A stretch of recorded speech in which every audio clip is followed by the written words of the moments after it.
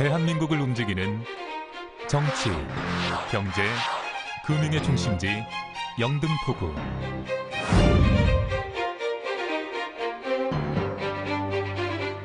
현재 18개의 동으로 이뤄진 영등포구는 바닷가나 강가를 상징하는 포라는 지명에서 알 수 있듯 서울 남서쪽 한강변에 자리 잡은 연안 마을인데요. 한강과 함께 시작한 영등포구의 역사. 이제 한강에 깃든 영등포구의 이야기를 시작합니다.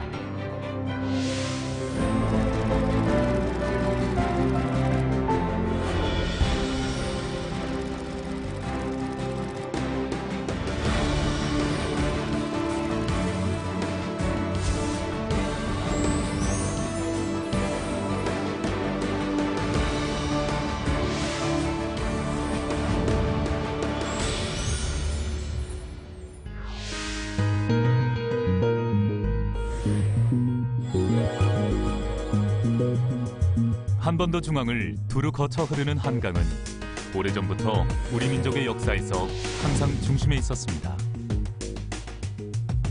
대부분의 문명이 강을 중심으로 태동하듯 한강 하류에 위치한 영등포구 또한 예부터 바다와 산 간 여러 지역을 이어주는 통로이자 주요 교통로로 대한민국의 정치, 군사, 문화를 이끌어왔는데요. 일찌감치 사람들이 자리 잡았을 것으로 추정되는 영등포구. 이곳엔 언제부터 사람들이 살고 있었을까요? 시간은 초기 철기 시대로 거슬러 올라갑니다. 일제강점기 때 영등포 당산동에서 발견된 청동검이 그 증거. 현재 서울의 한 대학 박물관에 보관된 이 청동검은 기원전 300년에서 100년 사이의 것으로 추정되는 세형 동검입니다. 한국식 동검이라고도 불리는 이 세형 동검은 현재까지 서울에서 단 2개만이 출토됐을 정도로 귀한 유물이죠. 우리나라 선사시대 때 동검이라는 것은 일반민들이 사용할 수 있는 그런 유물은 아니었습니다.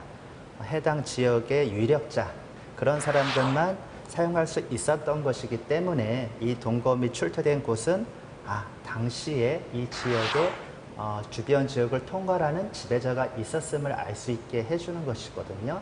두 번째는 당시의 금속계 제작 기술이라는 것이 굉장히 최첨단 테크놀로지 기술이었습니다.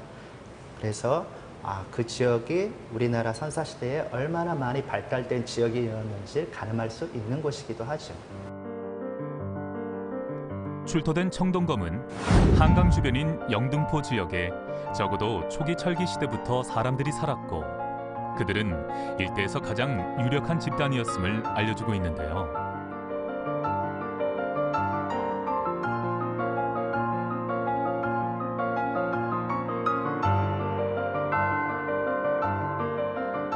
일상생활에서 필요한 농업용수가 풍부하고 어류 등 식량의 획득이 손쉬운 것.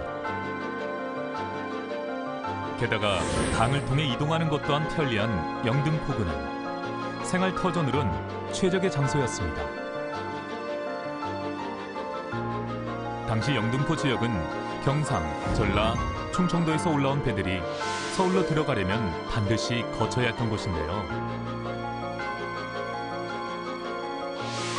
그러다 보니 상류로부터 광진, 한강진, 서빙고진, 동작진, 노량진, 양화진, 공암진 등의 나루가 생겨 화물선과 사람, 말이 왕래하는 거점이 됨과 동시에 시전들도 하나둘 들어서며 자연스레 상권도 형성되었습니다.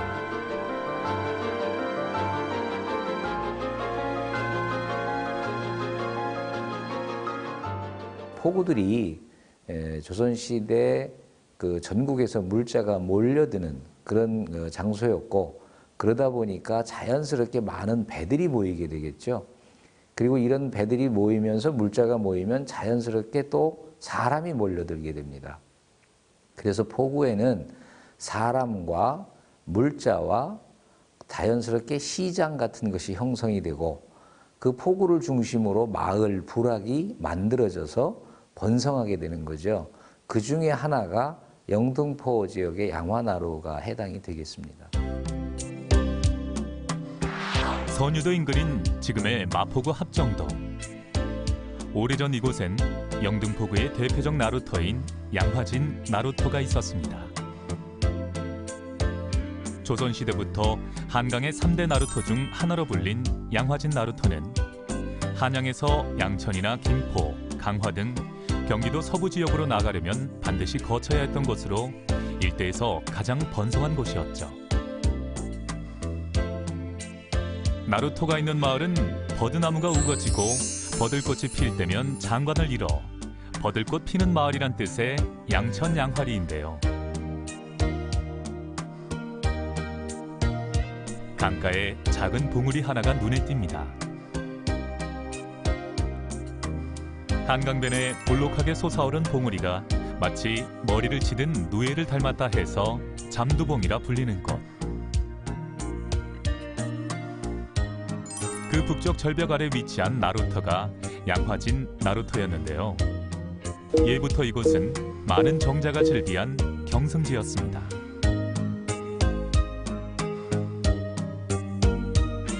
그 정자는 옛 사람이나 지금 사람이나 풍경이 좋은 곳에 정자를 세우잖아요. 가장 큰 특징이 뭐냐면 모래사장이었어요. 그러니까 우리가 지금 알고 있는 여의도가 있었고, 그다음에 선유도가 있습니다. 이것이 갈수기에는 이게 모래사장이 쫙 펼쳐지는 곳이에요. 요즘 같으면 명사십리 같은 것을 연상할 수 있을 정도로 그래서 굉장히 평화롭고 또 백사장을 즐길 수 있는 그런 경치가 가장 뛰어난 곳이 사실은 이 영등포 선유도 일대, 여의도 일대였습니다. 서울 주변의 명산을 한눈에 조망할 수 있고 광활한 백사장에 넓은 강물이 흐르는 곳, 이와 어울린 무성한 버드나무까지. 특히 눈 쌓인 양화진의 풍경은 양화 답솔로 꼽힐 정도로 아름다워 늘 풍류객들의 발길이 끊이지 않았습니다.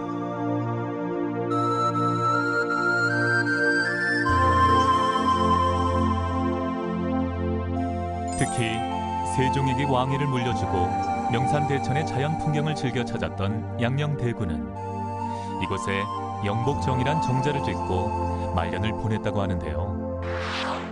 중국 사신들이 조선에 올 때면 이곳에서 잔치를 열었습니다. 중국 사신들과 문인들은 이곳의 풍경에 감탄해 많은 시를 읊었죠. 그중 세종 32년 사신으로 왔던 예금도 있습니다.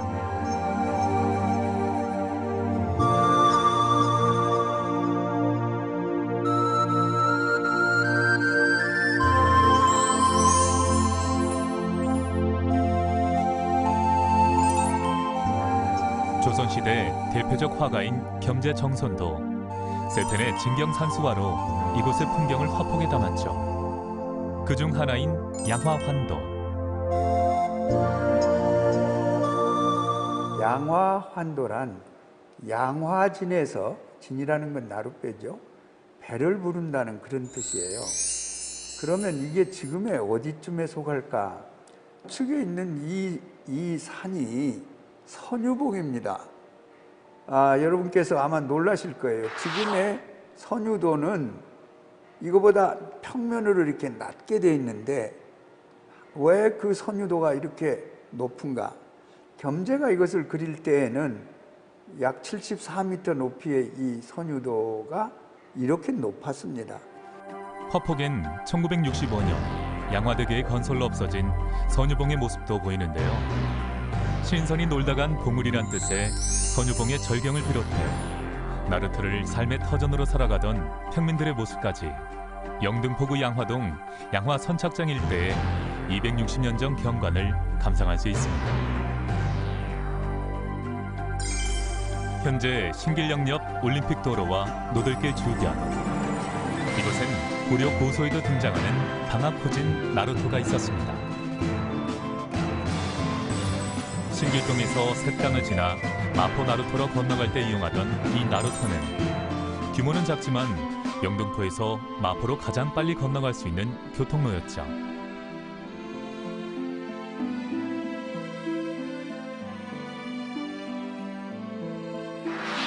닭이 놀다간 호수라는 이름답게 흰 모래사장과 무성한 나무들로 빼어난 경치도 자랑했는데요. 고종 때 황실에서 방학정이라는 정자를 세울 정도였습니다.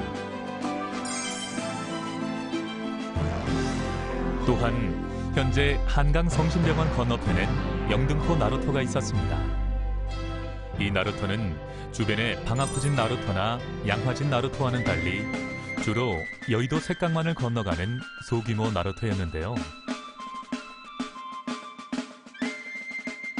해방 직후까지 작은 나룻배가 다녔고 건기 때면 얕아진 여의도 색강에 징검다리를 놓아 영등포와 마포를 잇는 교통로 역할을 톡톡히 했죠.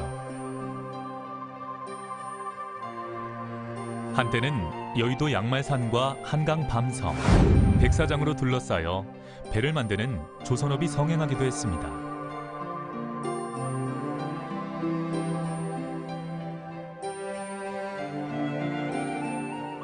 이렇듯 예부터 한강변에 터를 이루고 여유롭고 풍족한 삶을 살았던 영등포 사람들. 그렇다면 영등포라는 지명은 언제부터 등장했을까요?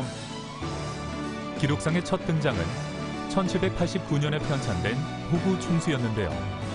영등이란 말의 유래는 여전히 의견이 분분합니다. 영등이라고 하는 하나의 이제 제사 형태의 뭐가 있었어요. 그게 이제 2월 초부터 한 보름까지 계속이 되는 건데, 그 제를 지내는 곳이 바로 그쪽이었기 때문에, 그 물가에서 지내는 제사였기 때문에 그것이 중심이 돼서, 물론 한자는 다르지만 길영자로 바뀌었지만은 그것이 토대가 돼서 물가 마을이라는 의미의 포자가 들어가면서 영등포가 됐다는 설이 나오고요. 지금도 당산동 등에 남아있는 부근당. 한강변에 위치해 비만 오면 마을이 쉽게 잠긴 탓에 마을의 높은 곳에 당을 짓고 신에게 안녕과 평안을 기원하는 곳인데요. 이렇게 굳건히 무속신앙을 믿었던 만큼 영등포라는 지명이 영등이라는 굿과 관련이 있을 것이라 보는 사람도 있는 거죠.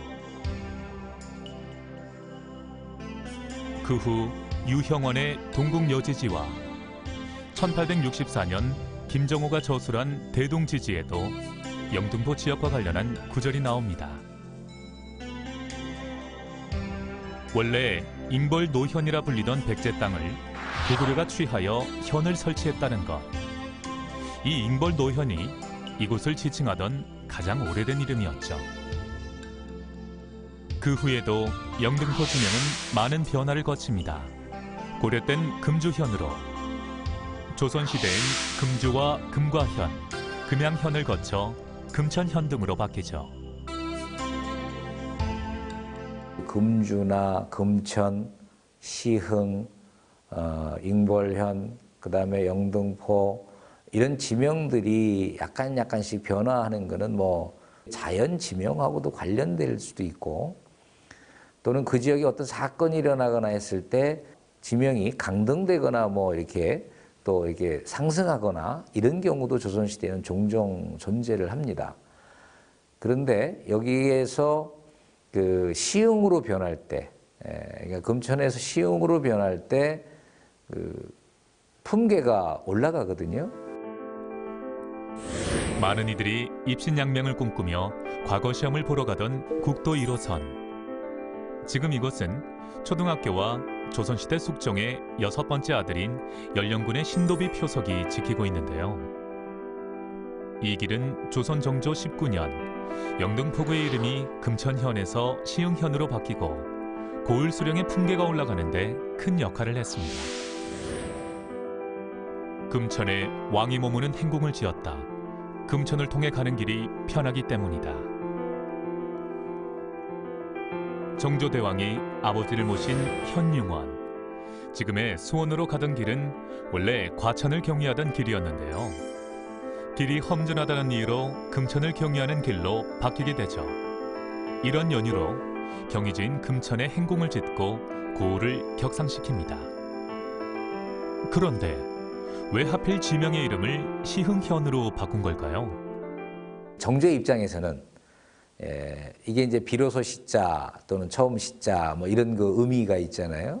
흥이라고 하는 거는 이게 굉장히 흥하다라는 그런 개념이고, 그래서 아마도 새로운 그 꿈을 가지고 있었고, 자기가 은퇴한 이후에, 그러니까 왕에서 물러난 이후에 수원에서 뭔가 새로운 그 도시를 꿈꾸는 그런 정치를 하려고 했던 정조가 어떤 마음으로 시흥으로 바꿨구나라는 그런 걸 한번 유추해 볼 수 있다라는 거죠.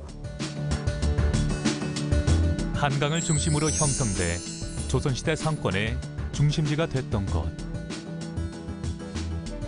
당파 정치를 벗고 새로운 정치를 꿈꿨던 왕이 시발점으로 삼고자 했던 곳 영등포구. 작고 평화로웠던 연안 마을은 얼마 뒤 커다란 변혁기를 맞이합니다.